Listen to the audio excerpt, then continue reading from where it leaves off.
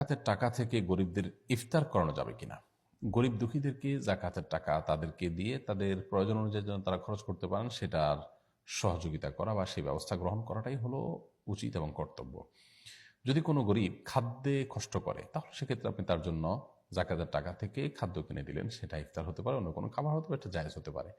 কিন্তু যদি এমন হয় যে তার এর চেয়ে আরো গুরুত্বপূর্ণ খাত আছে, তাহলে সেক্ষেত্রে সেই খাতে যেন তিনি খরচ করতে পারেন তার জন্য আপনি নগদ টাকা দিতে পারেন। কোনো গরিব অসহায়, তিনি কর্মক্ষম নন, তিনি উপার্জন করে সংসার চালাতে পারেন না, আপনি উদ্যোগী হয়ে তার সংসার চালাতে পারেন যেন সেরকম একটা ব্যবস্থা জাকাতের তহবিল থেকে আপনাকে করে দিলেন, সেটা অবশ্যই প্রশংসনীয়। কিন্তু তার যা দরকার তার চাইতে ভিন্নতর কোনো কিছু আপনি তাকে দিলেন এবং চয়েসটা আপনার চাপিয়ে দিলেন তার উপরে, তাহলে সেক্ষেত্রে সেটা অবশ্যই জাকাত আদায়ের সঠিক কোনো পদ্ধতি নয়। সেই হিসেবে আমরা বলবো যে গরিবের যদি খাদ্যের কষ্ট থাকে তাকে আপনি জাকাতের ফান্ড থেকে ইফতার কিনে দিলেন, সেটা জায়েজ হতে পারে।